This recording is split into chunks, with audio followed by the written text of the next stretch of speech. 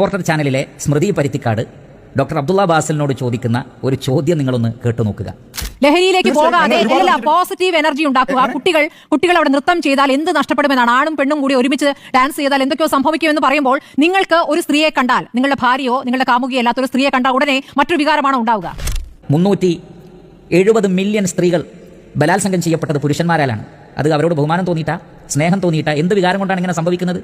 ഓരോ മണിക്കൂറിലും 49 അല്ലെങ്കിൽ 50ഓളം സ്ത്രീകൾ ലൈംഗികമായി പീഡനത്തിന് വിധേയമാക്കപ്പെടുന്നു ഇന്ത്യ രാജ്യത്ത്. ഇത് ഏത് വികാരം കൊണ്ടാണ്? 86ഓളം സ്ത്രീകൾ ഇന്ത്യയിൽ ഓരോ ദിവസവും ബലാത്സംഗം ചെയ്യപ്പെടുന്നു. ഏത് വികാരമാണ്? അതേപോലെ തന്നെ ഓൺലൈനിലും മറ്റും നോക്കുകയാണെങ്കിൽ 650 മില്യൺ സ്ത്രീകൾ പീഡനത്തിന് വിധേയമാക്കപ്പെട്ടിട്ടുണ്ട്. എന്ത് വികാരം കൊണ്ടാണ്? ഒരു ചാനൽ ചർച്ച തീരുമ്പോഴേക്ക് ഇന്ത്യയിൽ, ലോകത്തല്ല ഇന്ത്യയിൽ 4 അല്ലെങ്കിൽ 5 സ്ത്രീകൾ ബലാത്സംഗം ചെയ്യപ്പെടുന്നുണ്ട് എന്നുള്ളതാണ് 21ാം നൂറ്റാണ്ടിന്റെ പോലീസ് അറിയുക. നാഷണൽ ക്രൈം റെക്കോർഡ്സ് ബ്യൂറോയുടെ റിപ്പോർട്ട് പ്രകാരം ഓരോ 15 മിനിറ്റിലും ഇന്ത്യയിൽ ഒരു സ്ത്രീ ബലാത്സംഗം ചെയ്യപ്പെടുന്നു എന്നാണ്. പെർ ഹവർ, ഒരു മണിക്കൂറിൽ 49 അതിക്രമങ്ങളാണ്, സെക്ഷലിയുള്ള അതിക്രമങ്ങളാണ് സ്ത്രീകൾക്കെതിരിൽ നടന്നുകൊണ്ടിരിക്കുന്നത്, പ്രത്യേകിച്ചും കുട്ടികൾക്കെതിരിൽ. ഡെയിലി ഒരു ദിവസം 86ഓളം ബലാത്സംഗങ്ങളാണ് ഇന്ത്യയിൽ നടക്കുന്നത്, വേൾഡ് വൈഡ് അല്ല. കേരളമടക്കം ഉൾക്കൊള്ളുന്ന ഇന്ത്യ രാജ്യത്ത് ഒരു ദിവസം സൂര്യൻ ഉദിച്ച് പിറ്റേ ദിവസം ആകുമ്പോഴേക്ക് 86ഓളം ബലാത്സംഗങ്ങൾ ഇന്ത്യ രാജ്യത്ത് നടക്കുന്നു എന്നുള്ളതാണ്. കേരളത്തിന്റെ അവസ്ഥയും വേദനാജനകമാണ്, പേടിപ്പെടുത്തുന്നതാണ്. കഴിഞ്ഞ 3 വർഷങ്ങളിൽ 7500 ബലാത്സംഗങ്ങളാണ് കേരളത്തിൽ റിപ്പോർട്ട് ചെയ്യപ്പെട്ടിട്ടുള്ളത്. റിപ്പോർട്ട് ചെയ്യപ്പെടാത്തത് ഒരുപാടുണ്ട്, അത് വേറെ വിഷയം. 21ാം നൂറ്റാണ്ടിന്റെ പോരിശ പറയുന്ന ആളുകൾക്ക് ഈ കണക്കുകളൊന്നും വലിയ ഓർമ്മയുണ്ടാവില്ല.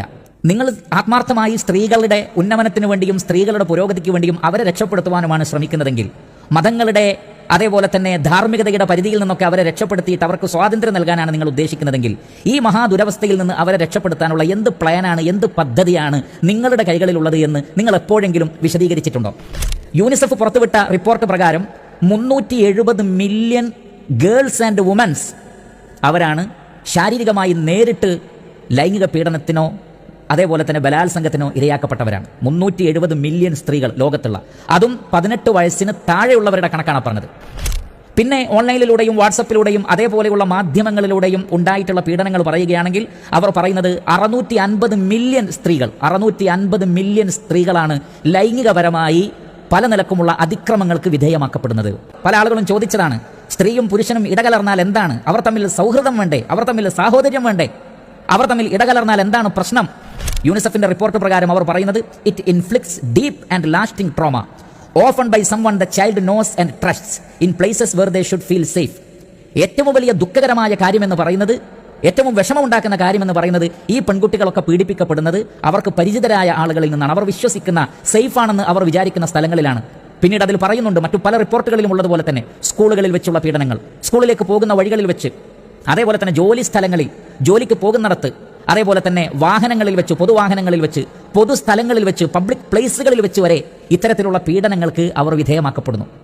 ഏതൊരു സ്ത്രീയും, മില്യനുകളൊന്നും വേണ്ട, ഒരു സ്ത്രീ പോലും ഒരു പുരുഷനാൽ പീഡിപ്പിക്കപ്പെടാൻ പാടില്ല, അതിക്രമത്തിന് വിധേയമാക്കപ്പെടാൻ പാടില്ല എന്ന കൃത്യമായ ധാരണയും ലക്ഷ്യവും ഉള്ളതുകൊണ്ട് അത്തരം അപകടങ്ങളിലേക്ക് ചെന്ന് ചാടാതിരിക്കാനുള്ള കരുതലുകൾ യഥാർത്ഥത്തിൽ മതപ്രസ്ഥാനങ്ങൾ നിർവഹിക്കുന്നത് എന്ന് നിങ്ങൾ മനസ്സിലാക്കണം. സ്ത്രീ പുരുഷന്മാർ ഇടകലരുന്ന വിഷയത്തിൽ കൃത്യമായ അതിർവരമ്പുകൾ വെച്ചിട്ടില്ലെങ്കിൽ ഇതേപോലെയുള്ള പീഡനങ്ങൾക്ക് പെൺകുട്ടികൾ വിധേയമാക്കപ്പെടും. അവിടെ സുഹൃത്ത് എന്നില്ല, സഹപാഠി എന്നില്ല, ആര് തന്നെ ആകട്ടെ, സാഹചര്യങ്ങളാണ് അത്തരം തിന്മയിലേക്ക് മനുഷ്യനെ നയിക്കുന്നത്. അതുകൊണ്ട് ഇത്തരത്തിലുള്ള ഒരു അവസ്ഥയിൽ നിന്ന് സ്ത്രീകളെ സംരക്ഷിക്കുക എന്നുള്ളതാണ് ഇസ്ലാം മുന്നോട്ട് വെക്കുന്ന ആശയം. ഒരുപക്ഷെ ധാർമ്മിക ബോധമുള്ള ആളുകളും ദൈവബോധമുള്ള ആളുകൾ പോലും സാഹചര്യങ്ങളിൽ തെറ്റ് ചെയ്യാനുള്ള സാധ്യതയുണ്ട്. അതുകൊണ്ടാണ് ഇസ്ലാം 2 നിലക്കാണ് ഇതിനെ കാണുന്നത്. ഒന്ന്, ധാർമ്മികമായ ബോധം കൃത്യമായി ജനങ്ങൾക്ക് നൽകുക, അതിനപ്പുറത്ത് പ്രായോഗികമായി ഉപദ്രവിക്കപ്പെടാതിരിക്കാനുള്ള സാഹചര്യങ്ങൾ സൃഷ്ടിക്കുക.